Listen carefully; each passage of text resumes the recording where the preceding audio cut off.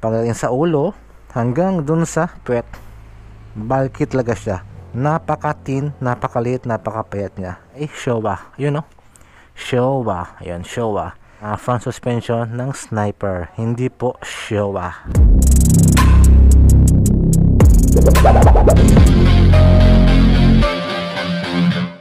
Amigo Dave. Pangin mo tayo mga amigo. Sarap ng hangin. What's up mga megs? Magdabs here, your medyo vlogger. So ngayong araw na ito ay gagawa naman tayo ng panibagong video. So mga amigo, kita nyo man ang daming mga motor dito. Bergman, XRM, Honda Beat, Click. Yun, ang dami dun mga amigo. Dahil yung mga amigo nandito tayo sa Motor Trade Poblacion Panglao. Dahil dito mga amigo may nag-comment kasi sa akin na sa vlog ko nakaraan na, amigo, ano ba yung magandang motor na kunin pagdating sa isang underbone. So sabi niya sa akin, yung pinagpipilian ko dito is Suzuki Raider 150 Fi at yung Yamaha Sniper 155. Kaya naman mga amigo, dahil nabait tayo, kaya pumunta tayo kaagad sa malapit sa atin ang itong Motor Trade Poblacion Panglao. Ito ang Motor Trade Poblacion Panglao dahil dito mga amigo, sakto ang dami nilang mga motor dito na dumating, bagong stock nila. Kaya naman dito mga amigo, meron sila dito na Raider 150 Fi na bagong kulay at Yamaha Sniper 155. Kaya naman mga amigo, ito yung kukumpara natin ngayon. Ito yung ikukumpara natin ngayon kung ano ba yung magandang motor na bagay para sa inyo. Pero yung mga amigo hindi naman po ako yung makapag-decide niyan talaga, kahil alam ko naman na may mga sariling mundo na kayo, kaya sa bandang huli kayo pa rin po yung makapag-decide kung ano yung motor na babagay sa inyo. So ngayong araw ito, prangkahan lang talaga. Titingnan ko lang, sasabihin ko kung ano yung maramdaman ko sa dalawang motor nito. Raider 150 Fi, the king of underbone, at ang Yamaha Sniper 155, ang mamaw ng Yamaha. Kaya naman mga amigo, bago tayo simula, montage. Pasok.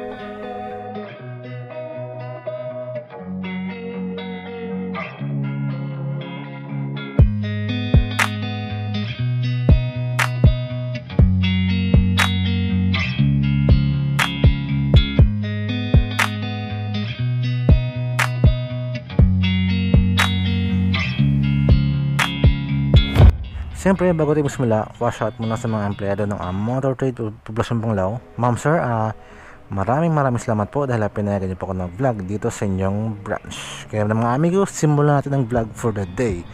Magsisimula tayo sa Yamaha Sniper 155. Magkano yung presyo nito? Yamaha Sniper 155 ay nasa 121,000. May down payment siya na 13,000 at yung monthly for 3 years ay nasa 5,160. At yun mga amigo, once na on time po tayo magbayad ay may rebate po yan na 200. Pagdating naman kay Raider 150 Fi ay nasa 120,000. Tapos may down payment po siya na 9,000 at yung monthly for 3 years 5,500. At syempre, kapag on time ka magbayad, may rebate po yan na 200. Mas mahal ng 1,000 ang Yamaha Sniper 155, nasa 121,000, dahil yung Raider ay nasa 120. So 1,000 lang naman yung diferensya. Siguro doon lang kayo magbase sa down payment, dahil yung down payment ito ay nasa 9,000 kumpara kasi kay Sniper nasa 13,000. So depende sa mga amigo, basta siguraduhin nyo lang na abot kayo ng bulsa na hindi kayo mahirapan sa down payment at sa monthly yung mas mahalaga mga amigo. Same na rin po sila na Fi, fuel injection. So ibig sabihin kapag sinabi na fuel injection ay panigurado na matipid po talaga yan sa gasolina. Fi. At syempre yung features naman ni Yamaha Sniper ay ito yung tinatawag nila na VVA o variable valve actuation. So mararamdaman mo lang yan mga amigo kapag ito yung motor na ginagamit mo. Pagdating sa kanilang mga front headlights, si Yamaha Sniper ay gumagamit po ng fully LED. Ito yung kanyang daylight running, high beam, low beam niya ay LED, pero pagdating sa kanyang signal lights ay bulb type po yan. Dito naman mga amigo kay Raider 150 Fi, sa kanyang front headlights, LED din po. Sa kanyang turning lights or signal lights, halogen din yan mga amigo. So parehas lang sila na halogen. Pero yun no, huwag mabahala dahil once na may extra income ka na, pwede mo naman yan palitan ng mga LED para mas maliwanag sa gabi. Sa front suspension ay gumagamit si Raider 150 ng telescopic fork. Pero yun nga lang, may cover siya dito to protect po sa mga bato na hindi tama dito or sa mga alikabok or mga dumi. Dito naman kasi kay Yamaha Sniper 155 ay simple lang yung kanyang front suspension dito. Yan o, wala siyang cover dito. Pagdating sa kanyang front brake ay gumagamit siya ng disc brake at sa kanyang caliper dito na walang brand. Same din po mga amigo sa Raider 150, walang brand yung kanyang lang caliper dito, pero mas maganda yung design ng front disc brake ng Raider 150. Yan o, kita nyo naman ba? Ganda. Yung pala mga amigo no, gusto ko lang pala idagdag na yung brand pala ng front suspension ng Raider 150 Fi ay Showa. Yun no, Showa. Ayan, Showa. Dito naman kay Yamaha Sniper ay wala po siyang brand. So ibig sabihin hindi po ito Showa yung brand ng front suspension ng Sniper. Hindi po Showa. Sa ating front tire, si Sniper ay gumagamit ng 90 by 80 at 17 inches yung size ng kanyang mags, at yung brand ng gulong niya dito is Maxxis. Makapit yan mga amigo, Maxxis, kilala yan. Dito kasi kay Raider 150 Fi, yung size ng gulong niya dito ay 70 by 90 at 17 inches yung size ng kanyang mags. At yun no, gumagamit siya ng IRC. So yung IRC same sa ginagamit ng PCX 160. So sa na-experience ko doon, okay naman siya, makapit naman po siya. Pero siyempre iba talaga yung kilala, like mga Maxxis. So mas maliit yung gulong ng Raider 150 Fi. Pero yun mga amigo no, pagdating kasi sa mga drag race ay mas gusto talaga nila ng maliit yung gulong. Ginagawa nila na parang tie lock, diba?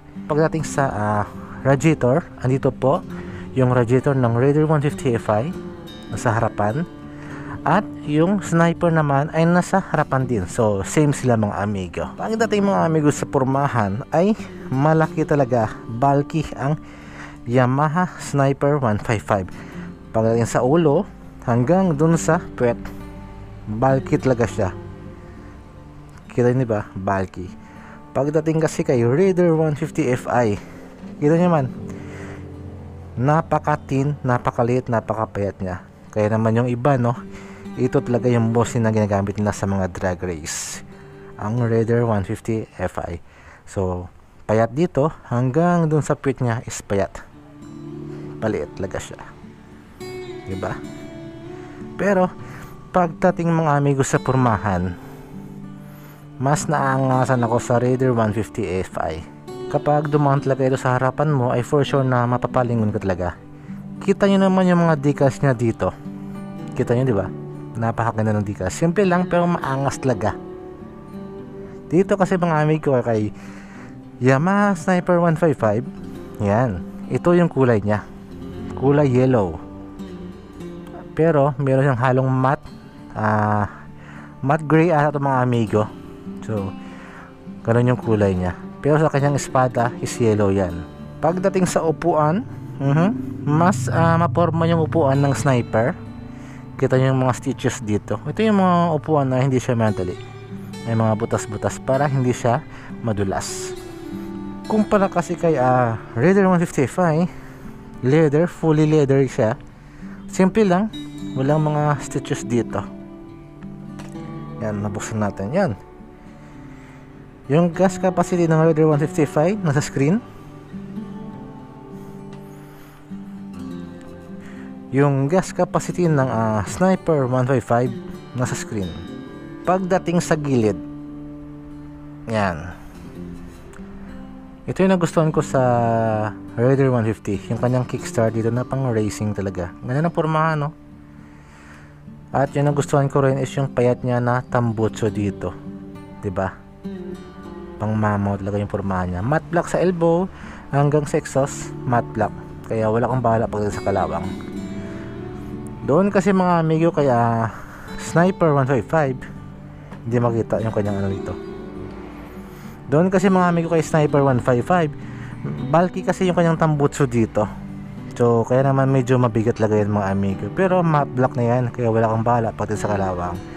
At yun pala mga amigo, no, yung dalawang motor na ito ay same na po sila na naka fully digital meter panel lang po yan. Ito naman kay Raider 150 yan. Pero mas gusto ko yung pormahan ng Raider 150, di ba? Angas tingnan talaga.